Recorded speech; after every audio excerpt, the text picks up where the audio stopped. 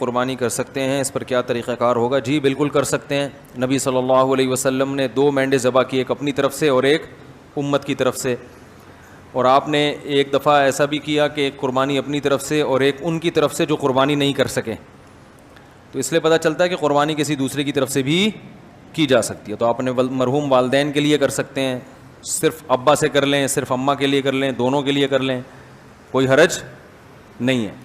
ہاں، اب دونوں کے لیے کریں گے تو کیا ثواب تقسیم ہو کے ملے گا دونوں کو؟ یہ ایک سوال ہے بھائی، سمجھ میں آ رہا ہے؟ بھائی ایک بکرا، ایک دمبا یا گائے کا ایک حصہ آپ کے مرحوم والدین دونوں کے لیے کر لیا آپ نے، تو کیا آدھا آدھا دونوں کے لیے ہوگا یا دونوں کو پورا پورا ثواب ملے گا؟ اس میں علماء کی 2 رائے ہیں، کیونکہ اس کے بارے میں قرآن و سنت خاموش ہیں۔ صحیح ہے نا؟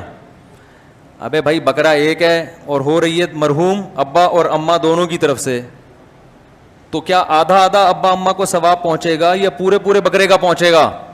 سوال سمجھ میں آئے گا تو پھر جواب سمجھ میں آئے گا نا۔ تو اس میں علماء کی 2 رائے ہیں، کیونکہ قرآن و حدیث جہاں واضح نہیں ہو تو پھر اجتہاد ہوتا ہے نا۔ تو بعض جی نہیں، مرحوم میں زیادہ کے لیے بھی ہو سکتا ہے، زندہ میں تو ایک کے لیے ہی ہوگا، جو مرحومین ہیں ان میں پوری امت کے لیے جب نبی نے کر لیا تو نا، تو آپ بھی پوری امت کے لیے بھی کر سکتے ہیں۔